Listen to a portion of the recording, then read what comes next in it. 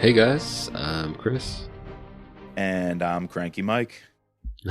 And welcome back to this week's No Limits, the Thriller Podcast. What's up your bum this week, Mike?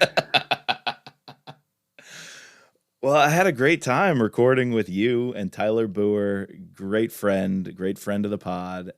It's always a blast, but unfortunately, this week's content isn't sitting all that well with me. It's not my favorite book in the series, so I hate to come off as a little crusty about The Devil's Hand, but every once in a while, there's one that's just not your favorite, and so you guys got to bear with me today and some of my critiques. Yeah, I mean, every series is going to have one where people don't vibe with it, and this just happens to be your one. I mean, again, you'll see at the end of the novel, not to spoil it, but, wasn't my favorite, but, you gotta find the things that you liked in it, talk about those, and then, again, if we really, really didn't like this book, we just would have never covered it. Right. So, it's not that bad. I've read worse books. And our scores in the end were not all that bad. We found the highlights, the positives, and we shouted them out. So, yeah, you're right. You're right. And I will say that one thing that was not negative was we had an awesome conversation with Tyler. Always a pleasure to have him on the pod to discuss all things Jack Carr. So he's become our resident Jack Carr specialist, gun specialist, car specialist. So love to have him on. We'll definitely have to have him back for Only the Dead. Hey guys, welcome back to No Limits, the Thriller Podcast. And we are joined again by Tyler Boer. We might as well just call it the Jack Carr Podcast at this point. What do you think? Works for me. Anytime we do some Jack Carr content, I'm in. We'll call it No Limits featuring Tyler Boer. It'll have we'll have our own special little. Mike will have to make a little image for it. Yes, maybe put your face right in the middle and in between the gunshots. Yeah, sure. I'm down. It's fine. I mean, what is this? The third series we've covered in full on the pod because we got Mitch Rapp, Chris Howdy, and the Haley Chill books. I think this is the third one we're going to have done in full until Only the Dead. Until Only the Dead, yeah. Actually, Tyler, let's get your take on that. You were one of the first to share with me the Only the Dead cover. What'd you think about that drop? I have mixed feelings. I like the themes that they have been going with up to that one. Okay. If you look at the cover for that, I don't know. I've heard mixed things that I kind of agree with both ways. Where it kind of gives you it makes me wonder what's going to happen in the book, because I don't think we've, other than Terminal List, we really haven't had a boat centric story at all that's related to the water. So I'm very curious of why there's a gigantic yacht on the cover, and then also super curious why the Winkler is in the water. Yes. And it's just much more colorful than the two color choices of the rest of the covers. But I kind of like 1 through 5 covers and how abstract they are. Savage Sons is the coolest one, I think, for hardback. Like the original covers, just it's like that bronze, yellow, and black. But it's definitely different. I heard a couple people say it looks like a romance novel cover. I think it just has a little too much going on. I think it's definitely going to be one of the ones when we later on can compare the softback releases and the other country covers. I think we'll pick something other than the one that we've seen, because it's okay. I think I know what you mean by the romance. I think the something about the boat and the waves. Yeah. Are the way they're rendered. It's very realistic, popping out. Yeah. I like that the Winkler is on the cover. I think maybe that should have been maybe a centerpiece instead of the boat. But so me and Mike had a discussion about these mountains, the background, the background, and those don't look like mountains that would be next to water. They look more like Grand Canyon mountains. It's like they took a handful of the settings and important things in the book and threw them up onto a page. Yeah, and do you agree that almost the guy's shoulders look like an even bigger mountain in the background? Yeah, it's I don't know. I just think it has too much going on. Even if you look at the cover for Devil's Hand, it's a dude kneeling, and all you can see really is the reflection of his arms and his face, and he's in the woods, and everything else is dark blue. There's very little to decipher it's simple. Sometimes simpler is better. All this might start a trend for the evening, boys, which is I'll be the odd man out because I'm pretty high on it. I'll agree with you. My first reaction was, whoa, these colors are different. And Very different. something about it, is it almost cartoonish when you first glance at it? Yeah. And so while I did feel that way, I really came around to it. I really love the layout. I think it's super cool. Maybe one of my favorite of the original covers. Cool. In the series. So yeah, between that opinion being a little out of the ordinary and my opinion on the Devil's Hand, I'm probably going to take a back seat today on this book and let you guys run the show a little bit. And hopefully your discussions will bring me up a little bit by the time we get to the scorecard. I'm really hoping you can give me a little boost here with this book. Yeah. As far as like the cover goes, I know last time we talked about that First Blood cover that I like. That's super simple with John Rambo running away and like it has the words huge and blood is in like the bright red. I like simple stuff like that. Sometimes it works the best. So to start it off, Chris, what do you think about our prologue? Yeah, I was going to say, like, I really enjoyed the beginning of this book. You know, I think I'm super high on probably the first 2/3 of the novel, and the ending kind of trails off, and we can get into that. Why, what I think, and where the story kind of breaks down. But it's a typical mystery, like a mystery box novel. It's like, all right, we have this. We're jumping from place to place, and we don't know how everything is going to connect. And you're wanting to turn the page because you want to find out, all right, what's happening, what's going on. But yeah, just starting off with this, 9/11, and because I reread these books out of order, so I've already met this president. And remind me, I guess we should say spoiler alerts. Doesn't this president die in the blood? Yeah. The ending of it. The epilogue. Yeah, in the epilogue. And what I was going to ask is I couldn't recall if he died or if they said the president's been shot and that James Reece is under arrest. But now that I'm thinking about it, he uses the, he gets killed the way Reece, sorry, the guy's name's escaping me, in the first book. He was in the armored vehicle. EFP. Yes. The Hartley, the Senator Hartley. Yes. So the way Reece did that's how the president is killed, and so they arrest Reece at the end of the book. You don't know why, right? I'm guessing he's being framed at some point for it. And that's interesting because in True Believer, they framed Moe for using the same sort of bomb attack. I think it was a car bomb from a drone, right? Yeah, and that's the way they framed his friend Moe. And it seems somebody has the same intention to frame him with the president. Although we just get that dropped in the epilogue. So yeah, we honestly don't even know what happened or if this is true or not, but we do know they're taking Reece for it. Yeah. Yeah. So I guess, obviously jumping ahead 2 books, but when I'm meeting this president for the first time, I'm like, who is this guy? What's going on? And then I realized that, we're back September 11th, 2001. Like I remember that day very vividly. I was young. I was in 6th grade, but like I'll always remember where I was, and this is not, I shouldn't be laughing, but I just remember my friend who for some reason had a vendetta against Canadians. I remember him running down the hall screaming, "The Canadians did it! The Canadians did it!" And for some reason that just sticks out in my mind. And I remember like being plucked out of class, and it's a very like visceral experience every time like you see something. Going like this during COVID, I went back and rewatched Friends, right? And so many scenes where they cut to New York and you see those towers. So it was just a very powerful opening preface and placing us dead center in the middle. And then when we cut back later on in the novel, when we meet the president for real, now he is the president. We get his backstory, his rise, and then we find out like what happened after that scene. He went back in to try to save people. He lost his fiance.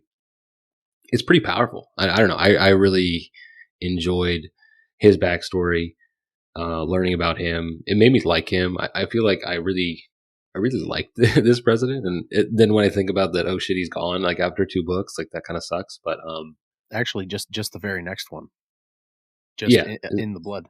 Yeah, he's done at the end of that. we don't get a lot of time with presidents, period, in the Reece series. No, we don't. We don't. Maybe that's just a thing that Jack likes to do, because he obviously has a problem with the establishment. So. I like this one because of like his background, like you were saying, and I like how he ended up winning the presidency and his views on certain things. Jack just makes this president very likable on purpose, where he really, like, he says that he won because he catered to both sides. So it'd be very hard for anybody to read this book and dislike that character. There's just stuff that I really like. I like how he like has him speak to James. I really like all of the Camp David stuff. Once we get to that, I really enjoy all the Camp David stuff in this book. I think the Camp David conversation saved the prologue for me. I was unsure how I felt when reading this book when it came out, and then rereading it again tonight or this week. I was almost unsure how I responded to the 9/11 stuff. Like Chris, very personal to me, and it is to everyone. Yeah, and I was in second grade. Wow. Okay. Oh, we thought we were young, Chris. You're the baby of the podcast. Oh yeah. And Mike's from New York, so. Yeah, and I was in New York, and not too close. I was on Long Island, but a lot of people in my middle school where I was were affected, being pulled out of class, parents working in the towers, and but that's not really it. It's more, if you're going to put it into a novel, I think there's a lot that has to go with that. I think it's done appropriately. It's done reverently for sure, Yeah. And it hits all those check marks. I just don't know if I was ready to read a fiction story around it. And maybe what bothers me the most is the president's too perfect. That's what I like about James Reece, is he's so imperfect. And it just, to me, while you're right, Tyler, no one can dislike this president as a man due to his backstory. I have to say, I think I dislike him as a character in a thriller verse, in the sense of he's almost too perfect. He's a catch-all, just going to write the checks, write off anything you need. Yeah. And it's almost going to make anything that he wants done a little too easy to digest, where sometimes what I like about a thriller is the complexities of the good versus evil. And here it's just like, go hunt terrorists who started 9/11, rah, rah, rah, rah, rah. Great. Like, everyone should get behind that. Yeah. But does it make a compelling story with nuance? And I don't think the nuance ever comes out. Did you buy the revenge plotline, though? The fact that, like, he literally only became president to be able to read some files about, like, who killed his fiance. Yeah. You didn't buy that? I think American politics, and I think the presidency shouldn't be reduced to that. So while some people can be like, rah, rah, it's a cool book, to me, it's a too simplified version of the executive branch. And I just want something that's dealt with a little more nuance, if you will. I don't know if I'm expressing myself well. And then on top of that, I get bogged down with all the backstories. He was just one of many backstories. So even if you were jiving with his, the next 7 or 8 chapters, you're getting another 20, 30, 50 pages, sometimes per person of their backstory. Yeah, so, there's quite a few. This book, again, for me, is easy to imagine as something on film, because each chapter really just sticks with a couple characters in a certain setting and doesn't jump.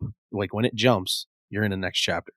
So it's like whenever we meet the next set of bad guys, they're at like that speakeasy, and it stays there for that's a long chapter, actually, when we're introduced to them and get their backgrounds and how they speak to each other and everything.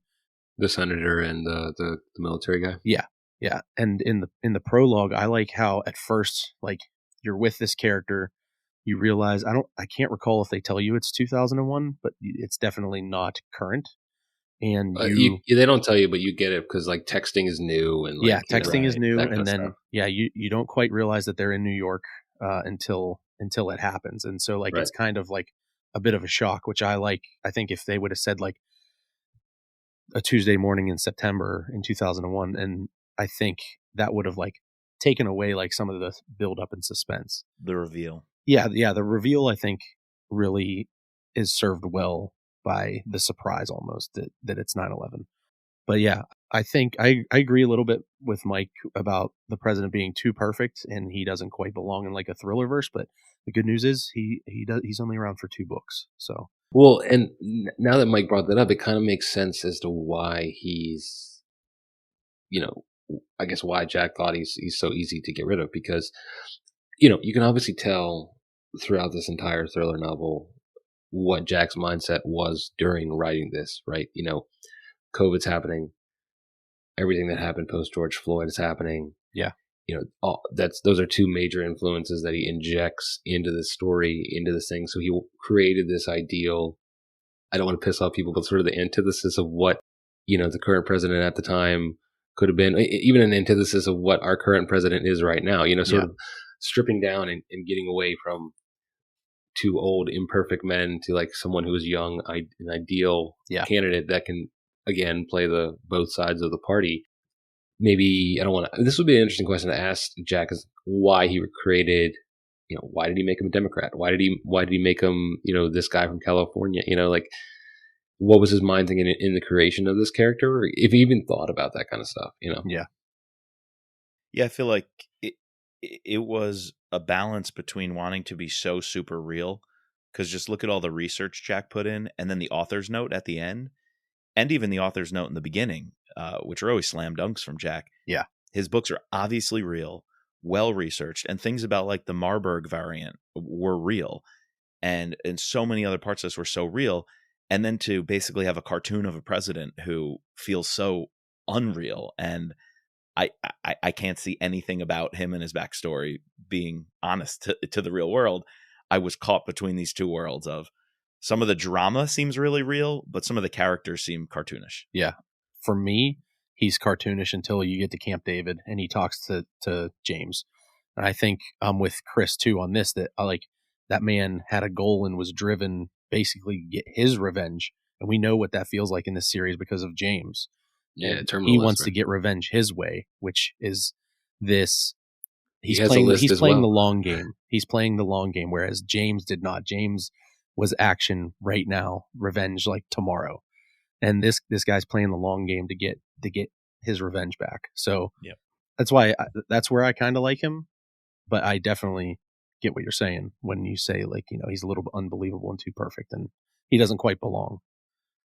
And I liked especially during that Camp David scene where he drills down the point. He has framed that whatever Congress passed. Yeah. Essentially giving.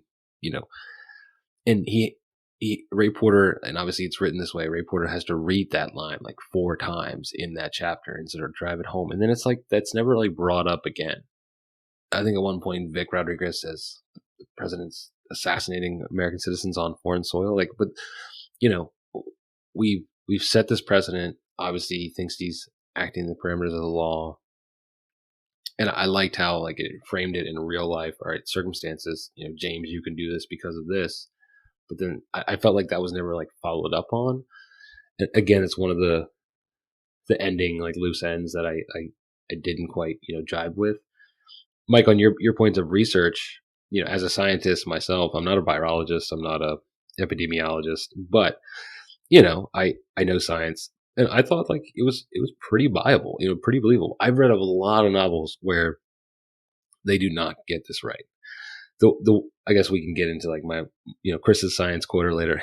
Science quarter. I do later want to on, ask you about the virus stuff, because there's one glaring inconsistency that if I can't get an answer from you guys on it, it's really going to tank the book for me. So I do want to get to the virus for later. Stuff. Yeah. Okay. Yeah. Now I was just going to say on the executive order, I actually looked it up, and Executive Order 12333, Part 2, Paragraph 13, in real life was the prohibition on assassination. And all of that text was real. And speaking of how it's not really followed up on, it's a shame because there was one nugget of it that I really liked. I forget if they went into the actual bunker or if they were just in the Situation Room, but he has this whole Security Council, and they're all talking in the White House about the 4 points of an assassination that will mark the criteria and make it legit. They're in the bunker, yeah. Yeah, they are in the bunker at that point. And so it has to be an enemy combatant with evidence of being an enemy combatant. Arrest is not a feasible course of action. There's been a collateral damage assessment, and there's an investigation after the fact to produce evidence that there was no collateral damage in the hit. I feel like all that is super highly realistic, and how that conversation goes down is awesome. But it's only one little, and it's one of the shorter chapters. And so with all these long chapters on backstory and then short chapters about really cool stuff like that, I just feel like it was unbalanced. Yeah. What did you guys think of the different I felt like this was a little bit different style, going long chapter, couple short, long chapter. Yeah. I felt like we haven't had that from Jack yet. It's either been, I feel like Terminal and True Believer were just like consistently, length chapters until we get to the end, where typical most of these thrillers tend to go fast at the end until we get to the prologue, right? Or the epilogue. But this was a little bit different. I liked it. I especially like some of the longer ones with the bad guys a little bit. The politician and the ex-military guy with the private force. I don't know why. So like those are the bad guys that they aren't really relatable, but they make good bad guys. And then our terrorist bad guys. What I really like about this book is he makes nothing about the terrorist villains likable or relatable. They are there to basically just be extinguished. And there's like some stuff about the Zharkovs that you kind of like just because they make good villains, whereas these bad guys, you literally just want to see their lights get put out. But something else I liked about Camp David is he talks about the Munich massacre from 1972 at the Olympics, and he brings up Mossad, Right. how Mossad assassinated a ton of people, Yeah. and which I think is important for In the Blood because it focuses heavily on Mossad. Well, that goes with the opening quote, because this whole book, you know how each one of Jack's books has like that one line theme that he sticks to? Yeah. Like Savage Son was the dark side of man through the dynamic of Hunter and Hunted. Yes. I feel like here his opening quote, which comes from the Talmud and Jewish studies and was used as the basis for the Israeli assassination program, the state-run assassination program after the events of the Munich massacre. And this quote is the title of Ronan Bergman's Rise and Kill First, a book all about the start of Israel state-sponsored assassinations. It's, quote, "If someone comes to kill you, rise up and kill him first." And the book is called Rise and Kill First, how that's the only way Israel could defend itself. I feel like this president and Reece are responding to that because we didn't rise and kill first. Yeah. They did, the terrorists. And so this is like our response to, do we need a program like that? Should we debate that in the public sphere? And did the Israelis know something about how they had to protect their national interest? So I like this idea of rise and kill first as a theme for this book. And when you don't rise and kill first, but the enemy has been planning and doing that, how do you respond? Yeah. Right. And another theme carryover is like the prologue and the author's note from True Believer, how the enemy has been learning and just witnessing and watching us. Right. And I think he actually might repeat it, not word for word in here, but he talks about how they're trying to find a way to cripple us from the inside, and that they've just been watching us. So like it even brings over some of those themes from True Believer for the group of bad guys that are creating the virus. So they've been waiting for 20 years and just watching us, and even here, like the one guy at the end, right, where the guy who was in Maine who Reece has to interrogate, or pretends to almost give the virus to. The guy said, like, I wanted to call this attack off because we saw that you guys could just do it yourself, and definitely carry over from True Believer. Yeah, so I can't remember if it's before or after Camp David, but something else that sticks out in my mind is whenever they give you a little bit of a backstory on a terrorist that has been indoctrinated into a cell, and they tell him that he needs to take the inhaler gas and spread it in the market, and he has like pills that are going to protect him, and it's only going to infect the Jews. And obviously he dies like a fool. So I can't recall if that's before or after, but that's just a good example of just how deceiving and deceitful they are, even to their own recruits, basically. And that was the test case, right, in Angola? Yeah, that was early on. Yeah. Yeah, so I guess we're having this, just to bring us back to the plot a little bit. We get the prologue, we jump to seeing James again. Then we're jumping all around to these different stuff that's happening in Africa, and Angola, right? And then we're moving around with this the one scientist, right, from Biodyne, as he's going around, goes to Colorado to meet with the grad student. I thought this whole part of the book was pretty engaging. I was intrigued by the storyline, by the plot line. One thing that you you had mentioned when I read that line that it only kill the Jews. I was like, I guess because I was thinking about Brad Thor, Mike, Brad Thor. Yep, I was going to say the same. how they had, the disease that wasn't going to kill Muslims because the Muslims were going to drink this antidote water. And I was like, oh no, I hope we're not going down like something like that again. Yeah, it was just a ruse. Yeah, thankfully we weren't. But I like that. I like that it's not like that. Something else I enjoyed from the beginning of the book before we move on to the middle section is Reece getting having to go through like the interrogation tests and the polygraph. Yeah, the polygraph was awesome. Fantastic. Yeah, fantastic. I like that stuff. There's so many scenes coming that we haven't even talked, but that one stands out. Oh, it was fantastic. Yeah. And it's also serving two purposes. It's chapter 1. So we went through this prologue where some people like me were like, okay, well, where's Reece? And where's the Hastings? And that's how I feel with every prologue. Every prologue, I'm like, all right, I want to get back to what I like. And then halfway through the book, I'm like, okay, I want actually more of the prologue because it was awesome. Yeah. So even if you're one of those people like us who's trying to get through this prologue, and then boom, when the polygraph hits and it's recounting all of going back to the terminal list. Yeah. He's literally there answering the questions, thinking every single kill from terminal list up through Savage Son. It all is a flashback in his mind. So I thought that scene was written well. It got us caught up as the reader. If you didn't read the other books, first off, what's wrong with you? But two, it gives you the coolest highlights and the most badass snapshots of them in a way you know who Reece is.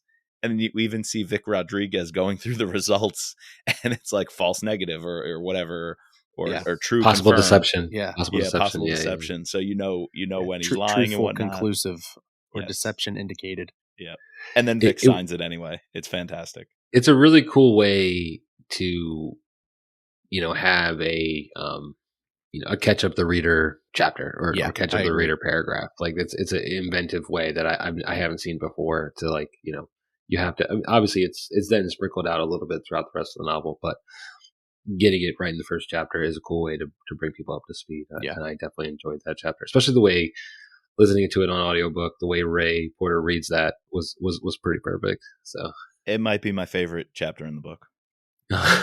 Chapter 1, and then it goes downhill. It just might be. I'll leave it from there for Mike. Yeah. So I was pretty intrigued by chapter 4 though, like with the Fort Detrick scene. Sure. One, because, I've been to Fort Detrick and like I actually applied before I got my first job to work in Fort Detrick just as a master's student in their lab, mainly because I knew one of the people I was with in college, her dad is in the middle, like kind of like what that guy with the, I forget his name, but essentially does what he does. And he doesn't say that, but I'm assuming that that's what he does. And the fact that there's this hidden, and he gets it right again to this research with the science. Like I was waiting for him to say there's something above level 4, level 5, which is not real. Like it's just it is level 4, and like, but he's right. Like people think that you sort of progress through these progressions, and he had all his research right in terms of like what bio level safety 4 is, what you have to do when you go into a BSL-4 lab.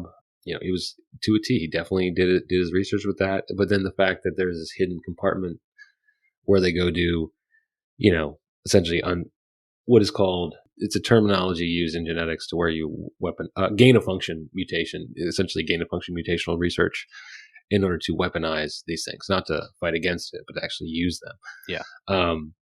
And, the president points it out, the fact that, do you believe in the deep state, Reece? He says, and he's like, and James is like, what do you mean? He's like, well, the deep state is real, but not in the sense that you think. Like there is a deep state, but it's hiding, and it is in plain sight. You're seeing it play out. It's not like this group of a secret cabal of people at a pizza parlor. It's actually, tech companies, Purdue Pharma, right. Politicians, lobbyists, whatnot. That is what is controlling the masses. And also in the sense that you'd be lying to yourself if you didn't believe that every country that has the capability to do this stuff is actually working, on it. Whether or not they're actually using it to study it for weaponization, they're definitely studying it, just for research sake, in case we need to develop vaccines for our military, develop vaccines for, and then he was right that both Fort Detrick and Colorado and the CDC center in Atlanta, those are the two BSL-4 labs that have every single infectious disease. They have a SARS, they have, MERS, they even probably have polio there, so. 2 thumbs up from the doctor of the pod is what I'm hearing. Yeah, I mean, early on, and then we sort of delve into more science fiction later on.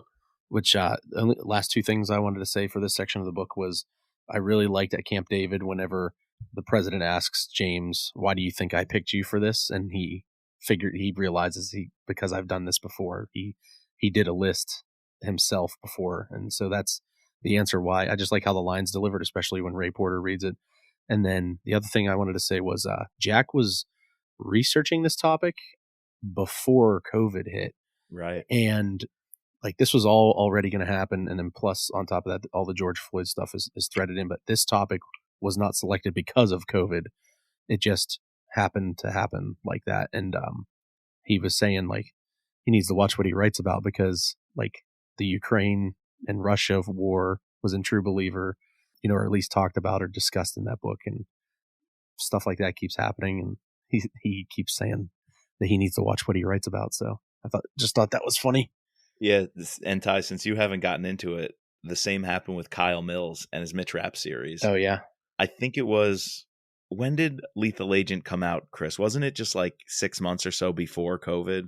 Wasn't it? Yeah, it came out September 2019. 2019. Oh geez. Yeah, and it was all about a SARS-like virus. Yeah, oh, wow. And everything about it was uncanny. It was so close to what COVID was. And so most people who first picked up that book were reading it either just a month prior to March 2020, or even, Chris, I think you picked it up, right when the pandemic started. It was the first time you read it. Exactly. So that same thing happened of like, it's too close to home and you were already deep into the research. And you're writing a book quite literally about what happens. Well, and then Kyle had a series of where, he did that. And the next one was Total Power, talking about the lack of our infrastructure. And then since that book has come out, we've had multiple attacks on, the Texas grid went out highlighting how it's, vulnerable. And then we have, most recent this year, attacks on places in North Carolina, South Carolina. Yeah, no, these authors need to stop writing things because they're Nostradamus. Right. Yeah. Can we get into the virus for a second? Because Chris, you gave us some really, really good backstory, and I'm glad we've got a subject matter expert here. I think, though, my critiques here, and I won't do too much on it, but I think my critiques here are more plot related than they are scientific. Sure. I can forgive an author whose research is really, really good, but there's one thing they have to make up, that's not true for the sake of the story. Sure, that's fine. But to me, the whole thing with Haley, and so we're at the part of the story, and maybe this comes a little later, but basically the eradication plan is in play. And I want to get your take on this too, guys. Do you think we have plans on standby that if a possible virus or disease that can threaten, and the scientific community agrees can threaten up to 90% of our population, if we can contain it with military force to one city or a couple of cities, do you think the nuclear option's on the table? And I know these are fuel air bombs, so it's not nuclear, but it's not nuclear, no. No, it's the biggest non-nuclear weapon in our arsenal. Do you think eradication plans are in place? Before I give my other critique, I do want to get your take on will we blow up our own cities, if necessary, to save the greater good, if you will, to keep the country going? And does the government have plans to do that? Jack says at the end, he'd be surprised if we don't. He doesn't have evidence that we do have these plans, but he does say, knowing what he knows and the people he's talking to, he would be surprised if we don't. Just what's your general take on that? So again, I think like if you'd be naive to think that we didn't have, like, there's a difference between having a plan to do something and actually doing something. So do I think we have a plan for this? Sure. Do I think we would ever use it? I don't know.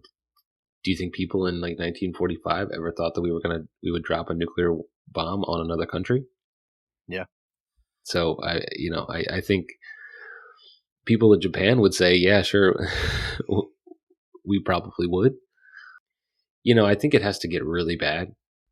To me, and again, I guess we can dig into my it's sort of related to my problem with the science here, is that the people at the CDC are now, they're not investigating. There's this one sole person who happens to have teamed up with James Reece, who she has this theory, or she obviously understands what R naught is and can see that it's growing way too fast. Like, Right. no, that's not how it works. All right, yes, there is the CDC, but the CDC then, it happened during COVID, right? Everyone started working on COVID-19. Right. Like, we all, I even like had a little side project where, like, using my little expertise, like, can I in somehow, affect this? So if something like this was to happen, every single, professor, grad student, whatever, that's willing to, or, everyone at the NIH is going to transition into doing something to study this virus. And there's a lot of epidemiologists out there that would see that the R naught, something is not right with this R naught. Mm-hmm. And, these people are very good at what they do. And so there wouldn't be this one person who's like trying to sound the alarm, and she would have been shut down, because it makes sense. Her conclusions are perfect in the sense that, all right, we know how things, and I guess, you can argue, well, it could be something new, we've never seen before. But that's where Ali's plot sort of unravels, in the sense that because he didn't do it correctly and like move around in a certain way, in a certain path to sort of slowly progress this disease, jumping around from he goes from Colorado to Texas, then to Atlanta. Yeah. Without like having the connections. Yeah. So there would be other people that would fight against this. And the fact that if there's any question that whether or not it is or isn't respiratory, then I think. There's my big question. Wouldn't this be put to rest? I feel like we go from 0 to 60 in seconds, that the president is going to essentially nuke our own cities or wipe out our own cities to contain this thing. And we're acting as if the entire scientific apparatus you explained has concluded that this is a respiratory disease, that it spreads like COVID did, but with a much higher death rate. And it's just kind of written as if we can accept that happened. And then there's this one lone wolf who happens to be friends with Katie, who was meeting with them for dinner, who says, I don't think it spreads respiratorily. Well, dude, just look at the evidence. Like, wouldn't scientists, Chris, like yourself, have just baseline data of where this has spread to, the rates at which it has spread, the number of infected, and automatically, wouldn't even people in just a hospital on the floor already know whether it spreads that way or not? Yet there's this one lone ranger going out there to save the day, and the rest of the scientific community and all these research institutions are just idiots who don't see it. Like, I don't know if I could buy that. Yeah, I that's what I meant earlier before we started recording, where I said like things are too convenient and too just well placed, to where I think that's maybe my biggest hang up with this. Like, I can suspend my disbelief for how quick they go from like, this is just a virus that we need to contain, to this is a virus that we need to start destroying cities to prevent the spread. Like, you have to suspend your disbelief for just that topic, and then like you can be along for the rest of the ride. But I really think one of my favorite characters in this book actually is the doctor Yes. in the hospital. I really like his point of view. I like how he's written. I like what he does. I like when he realizes what's going on and what his actions and stuff, and pretty much it's too late for him. And yep, I like the doctor. I can't remember his name, but I like the doctor character a lot. Yeah, his name was J something, Dr. J. Yeah, I like his background. And the president visits his funeral. Yes, that was cool. Right, too. right. Yeah. There's some cool little chapters like that, sort of that are standalone in the sense that we only go there once, or we only meet these people once, that really stand out, especially with the writing of that chapter. And you get the sense of this like terror and how it could go. My whole thing is like, I think if Ali's attack had continued, and he had been successful in deploying this aerosol device, more strategically or more spread out, or like, had begun to, and also her point, the fact that if this one plane did go from Angola to Johannesburg to Britain or Germany, No one and else then is sick Yeah, there. there's no outbreaks overseas. Yeah. So like immediately that just sends up red flags, and like, all right, we need to, let's pause, regroup, let's think about this. What are some other possibilities? No one realized that Before we start blowing up. I do like how they talk about the Russians using an FAE on a village to prevent a spread, because that actually happens. And Right. I get if your idea is, I heard the Russians did this once, I want to make a thriller novel out of it. Great, but I don't think you have to do this one-to-one. The Russians did it once. Can you imagine if we had to do it to our own cities? And like, you're so dead set on that, like taking that example and saying, what if it happened here, that you don't actually have a storyline that works.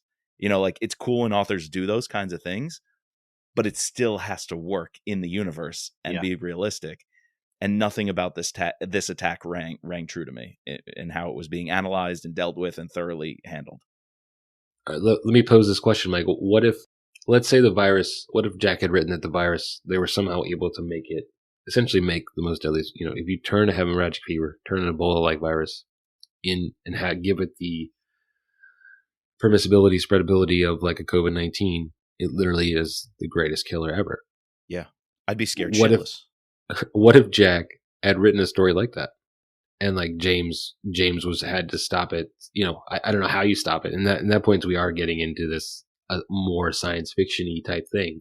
I think I would have liked it way more if you literally just had Ali and his team, or whoever else the terrorists are, because honestly, they confuse me too, and they all get jumbled up, which I think is a problem on another level.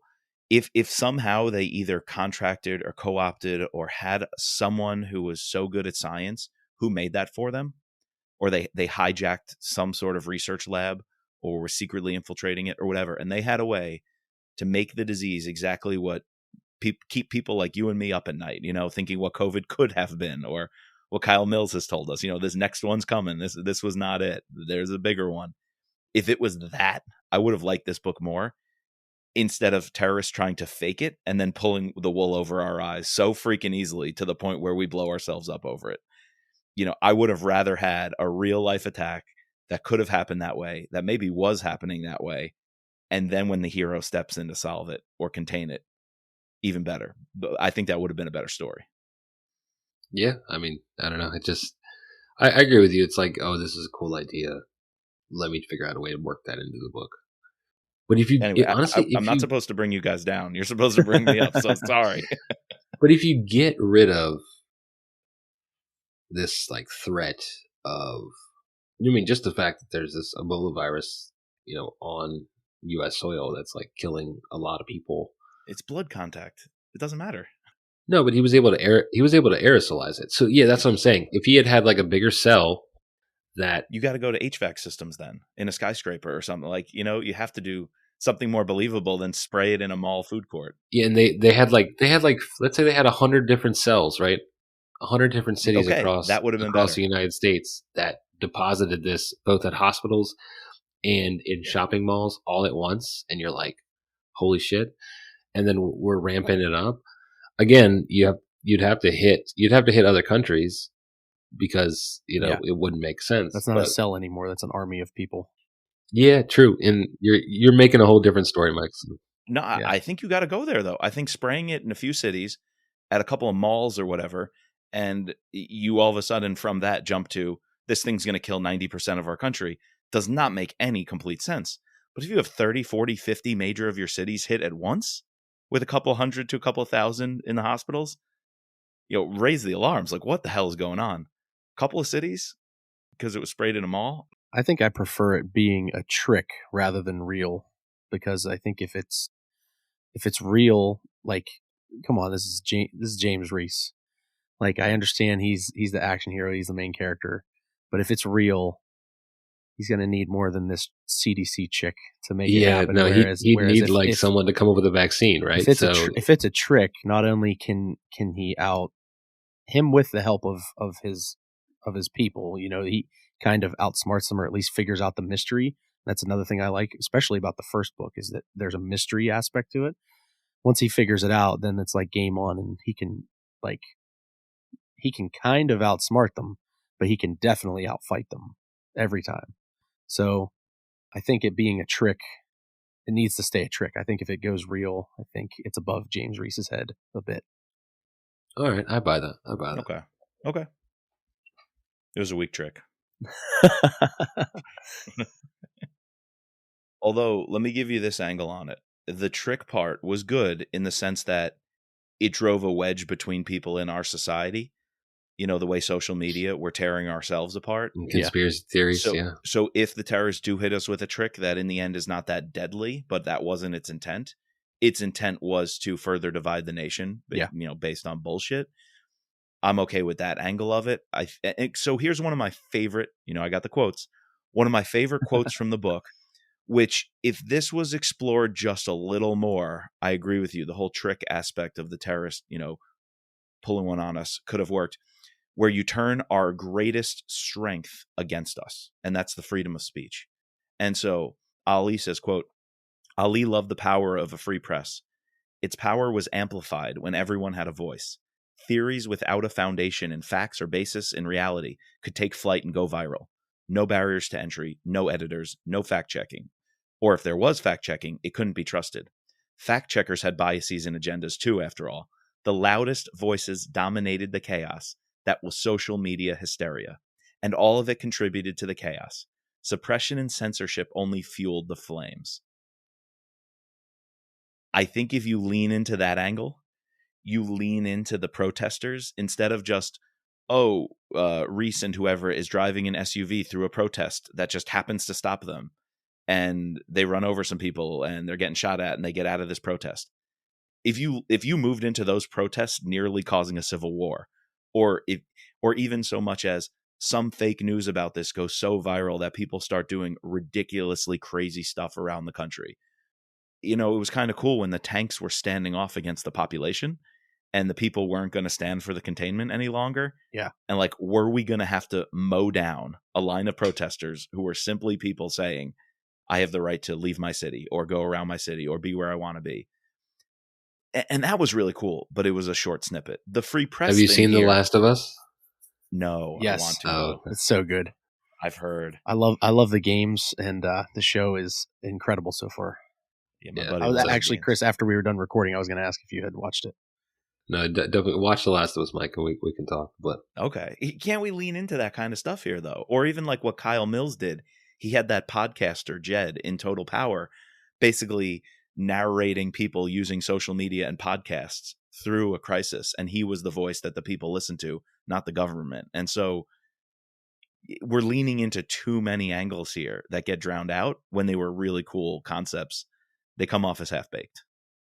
Yeah, I think maybe if we had had a little bit more diving into the chaos, kind of we enjoyed, like what you said, Tyler, you enjoyed that chapter with the doctor in Texas.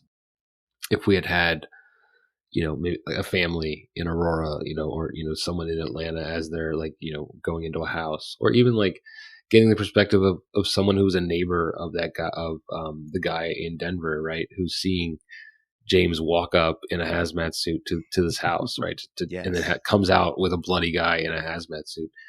It gives a little bit more weightiness, and like you said at the very beginning, you could see this novel would be a really good visual medium to play out some of these themes. I'll agree with you, Mike, that scene where he has to drive through the mob and the CIA driver ends up dying. That was a weird scene to me. It felt a little out of place. I agree.